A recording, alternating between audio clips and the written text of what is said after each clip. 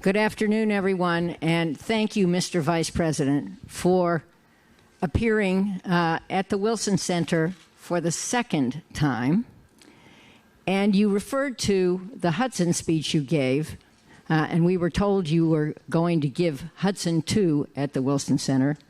But I actually think that Wilson 2 builds on a speech that was viewed by many as extremely hard-hitting. This one was too.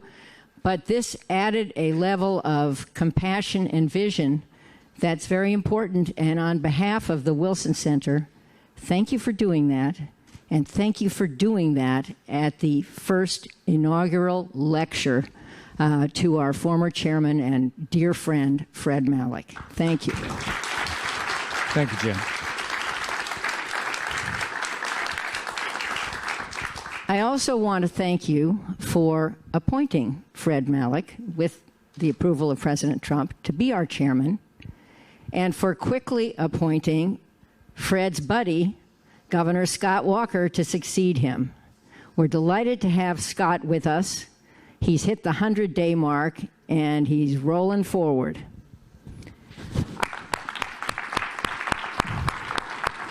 And finally, I want to recognize the Malek family, which is here in force. Fred's wife of 57 years, Marlene, is here. We love you, Marlene. His children, Fred W. and Michelle, are here. And Fred's wife, Britlin, is here. So thank you for coming. And thank you for, thank you for coming.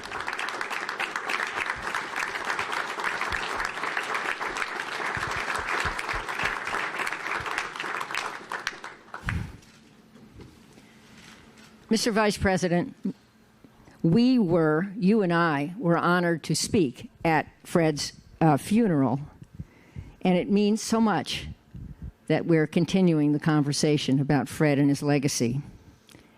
At Fred's funeral, I said that Fred was a partisan, and he surely was. So many, I think it's 80 governors, Republican governors, have benefited from Fred's help. But even more than a partisan, he was a patriot. And he expected those he supported, including you and me, to put the country first. And in that spirit, I'd like to ask you just a few questions. So, as everyone knows, Fred was a proud Czech American, and he chaired the American Friends of the Czech Republic. Early in his tenure at the Wilson Center, he invited former Secretary of State Madeleine Albright, also a Czech American, and me to travel with him to Prague, where the statue of Woodrow Wilson had been severely damaged by the Nazis during World War II. Thanks to Fred's largesse, that statue had been restored, and we came when Václav Havel was in his last months to rededicate the statue. Of course, I quipped about the irony of Fred, a staunch Republican, flying 2 Democrats to Prague to restore the statue of a Democrat. But the real meaning was that Woodrow Wilson and his 14 points were a major factor in the independence of Czechoslovakia and inspired independence movements around the world. You just talked movingly about liberty and respect for liberty in China. There are countries around the world still struggling to establish liberty and religious freedom, as you know. The Rohingyas in Myanmar, Jews and Christians in the Middle East, Christians savagely attacked by Boko Haram in Africa and elsewhere. So I'd like to ask you about liberty around the world and how we can all live Woodrow Wilson's values to promote liberty. Well, Jane, thank you for that thoughtful question. And let me invite everyone here to express your appreciation for Jane Harman, the wonderful work she does. Thank you for your hospitality today. Thank you for your kind words. Let me focus on one particular initiative of our administration that I'm particularly proud of that you touched on in your question. President Trump has put the cause of religious liberty at the center of American foreign policy. We just hosted, with great work by Secretary of State Mike Pompeo, the second annual conference on religious liberty. More than 100 countries gathered at the State Department. And we heard the examples that you cited. We heard from people that had survived, who had come out of religious repression, from victims of ISIS brutality, to the Rohingya, to displaced Christian communities across the wider world. And in fact, I'm also proud of the fact that President Trump, just a few short weeks ago at the United Nations General Assembly, became the first president in American history to speak at the United Nations in a conference on religious liberty.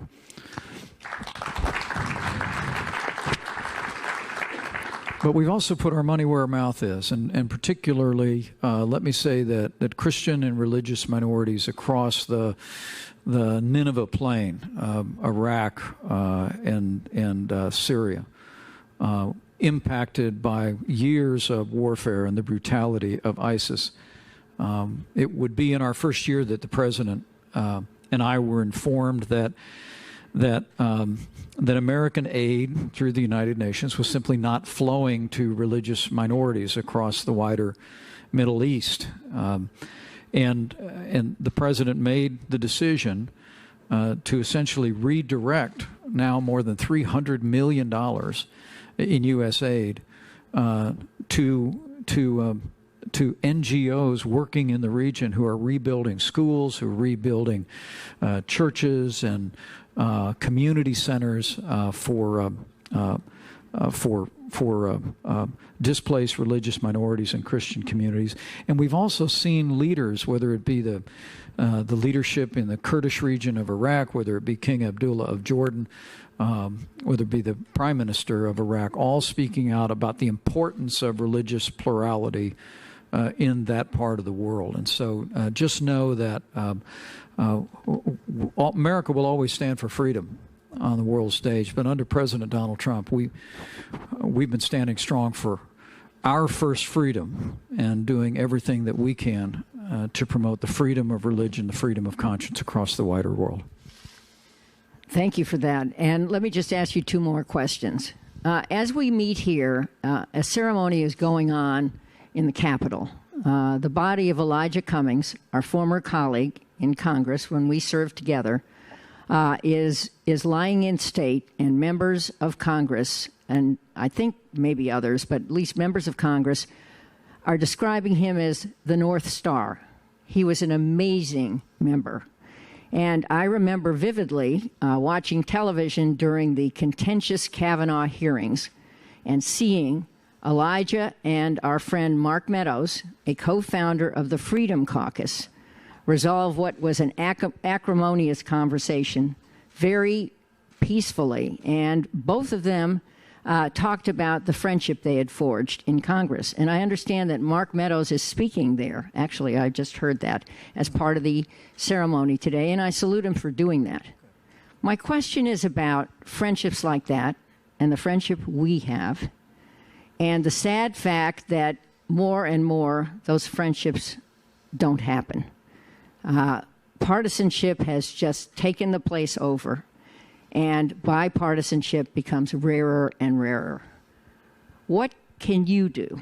What can I do? What can the Wilson Center do to promote bipartisanship and that rare thing that Fred valued most, putting the country first?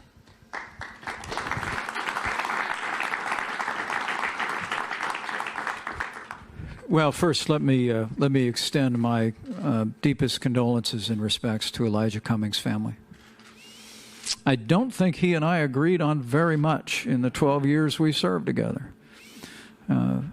But I knew him to be a man of faith, a man of integrity, and we mark his passing with a genuine sense of loss.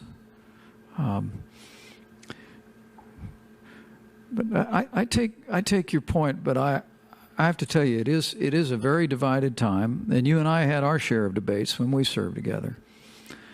But I still. But they never compromised our friendship. Well, no, but I always. There's a lot of talk about division. I was just in Wisconsin yesterday, the home of Governor Scott Walker, and I said then what I say often around the country, that there's so much focus these days, and particularly on television, on what divides us. It seems like I remember back when Crossfire was the only show on television where you always had to have someone on one side and someone on the other. Now you have to have lots of people on both sides on virtually every program, and that's fine. That's a good, vigorous public debate we celebrate in America. But I think as I travel around the country, I'll tell you, Jane, whatever's happening in Washington, D.C., I'm absolutely convinced that there will always be more that unites us in these United States of America than will ever divide us. And I see that everywhere I go, and it is a commitment to and a patriotic love for this country and everything that this country stands for. It's a love of family. It's a cherishing our faith, and I think that while we're going through a season of lots of change in Washington, D.C. and lots of debate, I think that foundation is all still there, and I know the best days for America are yet to come on that foundation. Well, I hope you're right, and I remember that Lee Hamilton, my predecessor at the Wilson Center, was a mentor to you when you were a young man. You said that last time when you spoke at the center. And I started out as a Democrat. Well, worse things have happened. And I also remember... I was the Youth Democrat Party coordinator Who knew? in Congressman Lee Hamilton's hometown. I also remember that when Dick Lugar, a great senator from your state, died, you were at his funeral. And great man. Many of us recall that Dick Lugar and Sam Nunn of different parties authored and passed something called Nunn-Lugar, which had to do with denuclearizing the nuclear arsenals in the Soviet republics, the former Soviet republics, something that's been very valuable in the world. And by the way, I applaud your comments on denuclearizing North Korea, something we all profoundly hope for. But let me ask you one last question. And that has to do with the economic effort that the president's making to change the economic relationship between China and the U.S. You said, and you're right, that he's the first person who has strongly pushed for addressing the tough issues, the ones about intellectual property theft and the ones about surveillance, etc. And I also thought you were right to scold corporate America a little bit for bending perhaps too much in order to have a trade relationship with China. So hopefully in the next week or so, phase one of that deal will be signed. But there needs to be a phase two. I know you agree. And so my question is, how likely are we to get a phase two? And if we get that, how much does a better economic relationship with China influence our entire relationship with China? Well, first, let me thank you for mentioning the late Senator Richard Lugar.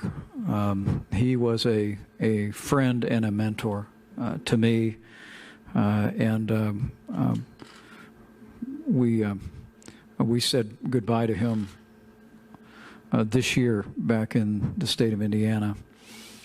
And I will tell you, as you speak about their partnership between Senator Sam Nunn and Senator Lugar, before President Trump went to one of his summits with Kim Jong-un,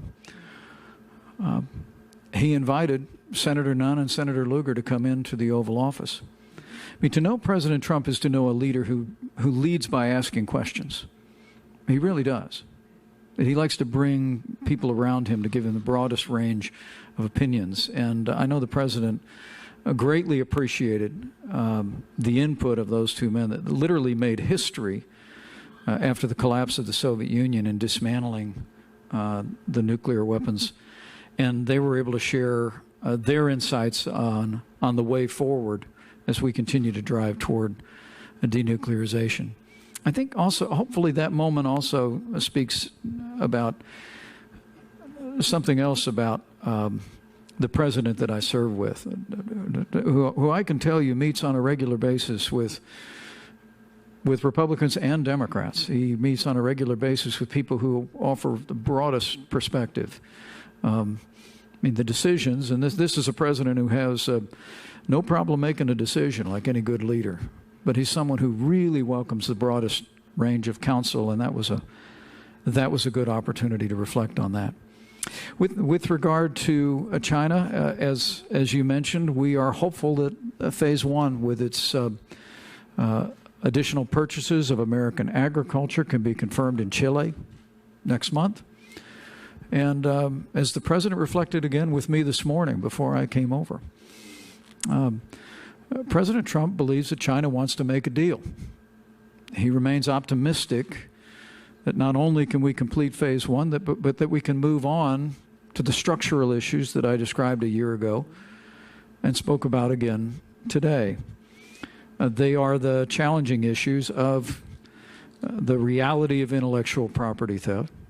I mean, by some estimates, the United States economy loses as much in intellectual property theft as we lose in the trade deficit itself. It's an extraordinary statistic to reflect on. But forced technology transfers, industrial subsidies have really worked against the interest of the American economy, American businesses, and American workers. And the president's going to continue to stand strong on those issues. But let me say, and I hope it was reflected in my comments as well, we truly believe that if we can get this economic relationship right, that it may well lay a foundation for also addressing these other issues that I was candid about a year ago, the president's been candid about, and I was candid about again today. The president truly believes that the opportunity that we have to set this economic relationship right is where a new relationship between the United States and China can begin, not end. But in that environment of a fair, mutually respectful, reciprocal relationship, as the president often says, we think there is a foundation for our nations to move forward, and for us to see progress on the broadest range of issues on the hearts and minds of the American people. Well, I think I speak for the Wilson Center bench, which is out in force in the bleacher seats.